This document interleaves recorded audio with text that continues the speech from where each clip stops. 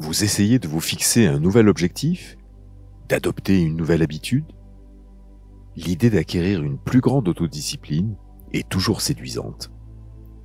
Qui n'a pas envie de moins céder à ses tentations, d'apprendre un nouvel instrument ou de réaliser le projet de ses rêves? Cependant, la mise en œuvre de ces projets est un peu plus difficile, car elle nécessite un changement, et le changement vous met souvent sur la voie de la plus grande résistance, ce qui est un facteur de dissuasion facile. Faire les choses à l'ancienne est facile, confortable et familier. C'est le premier problème sur le chemin de l'autodiscipline. Le second est le sentiment de ne pas être à la hauteur, puisque tout le monde, de nos jours, semble toujours avoir tout compris. Mais il s'agit là d'un mythe destructeur qui nous fait croire que les personnes les plus disciplinées sont toujours disciplinées 24 heures sur 24, 7 jours sur 7. La vérité se situe entre les deux.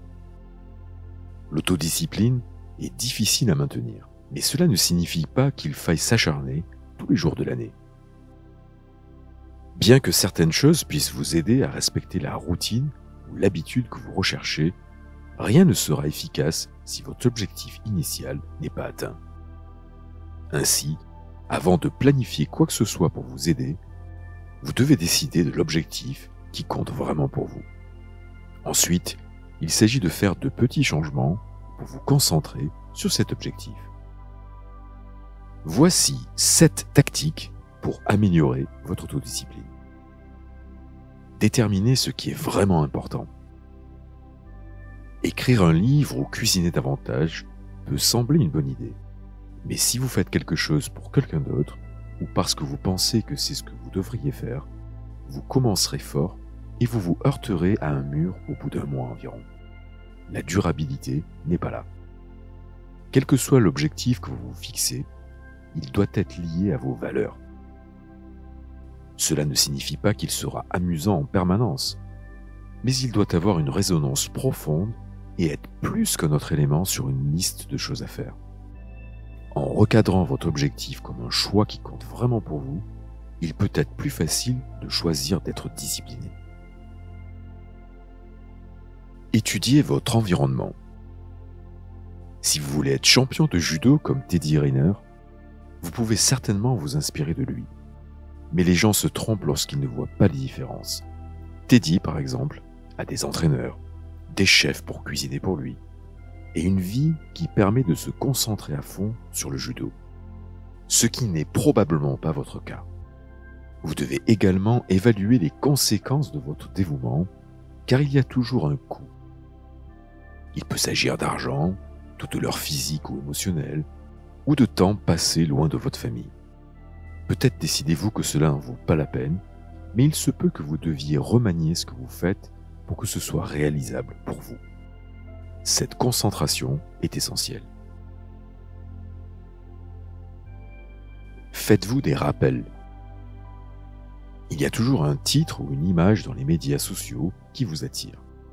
Mais la plupart des distractions sont créées par soi-même. Il est important de se rappeler que notre vie fonctionne mieux lorsqu'il y a un équilibre dans tous les domaines. Relations, exercice, sport, travail. Par exemple, si je n'ai aucun contact avec mes amis, je ne suis pas en équilibre. C'est comme aller à la salle de sport. Une fois qu'on commence, ça fait du bien. Et une fois que c'est fait, on se sent toujours mieux. Il n'y a pas de solution fixe. Faites ceci et la discipline suivra. La plupart du temps, il s'agit de se rappeler pourquoi nous faisons ce que nous faisons. Décomposez votre routine. Lorsque vous manquez d'énergie, vous attendez qu'elle vienne. En réalité, c'est souvent l'action qui déclenche la motivation. Quand il est difficile de commencer, décomposez votre routine en petites étapes. Cela permet de simplifier et de rendre l'objectif plus accessible. Si vous devez écrire un essai, commencez par écrire un paragraphe. Ce qui ressemblait au début à une montagne se décompose en tâches plus simples. Vous réduisez la complexité et pour la plupart, Après avoir décomposé en sous-tâches atteignables, on se sent déjà plus léger. L'objectif devient réalisable. Les repères sont fixés. Un peu comme lorsque l'on dessine les étapes d'un voyage sur une carte. Le projet ou l'atteinte de l'objectif prend forme et est de plus en plus vivant et réaliste.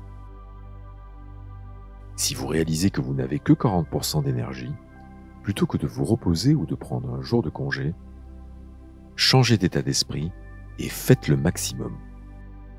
Faites le plein de ce que vous avez. Créez des repères visuels. Vos yeux vous préparent à relever un défi. Placez une image, une citation inspirante, un mot, là où vous le verrez régulièrement. Ce n'est pas pour vous culpabiliser, mais pour vous rappeler que c'est ce que je veux faire. C'est comme un rappel visuel et une affirmation de ce vers quoi vous voulez vous diriger. Un tableau de visualisation peut également vous aider à mieux comprendre ce que vous voulez et comment vous voulez y parvenir. Les tableaux de visualisation consistent souvent en des représentations visuelles ou des images de ce que vous voulez faire, avoir ou être dans la vie. Ils peuvent être grands ou petits, publics ou privés, mais ils sont intrinsèquement personnels par nature. Ils sont plus utiles si vous les utilisez comme des repères pour conduire des actions ou des intentions. Faites appel à quelqu'un d'autre. C'est le compagnon d'entraînement au sens propre ou figuré. Mais faire appel à quelqu'un d'autre, c'est plus que renforcer votre responsabilité. C'est avoir une autre personne avec qui partager des morceaux de votre vie et créer un lien. Le temps passe aussi plus vite et plus agréable lorsque vous parlez avec une autre personne plutôt que d'être seul avec vos pensées. Restez flexible. Bien que cela soit évident, on oublie souvent que si quelque chose n'est pas efficace, il faut le changer. Il peut être judicieux d'avoir plusieurs options de départ, en particulier lorsque vous avez de jeunes enfants et que votre journée peut changer en un clin d'œil. La rigidité sabotera vos plans de discipline. Il s'agit donc de savoir s'adapter. La flexibilité vous permettra de transformer les problèmes en opportunités. Lorsque le vent se lève, nous ne faisons pas qu'accepter ou tolérer la situation, nous dressons les voiles et partons à l'aventure. Si vous restez adaptable, vous trouverez toujours la prochaine chose dans laquelle vous pourrez exceller.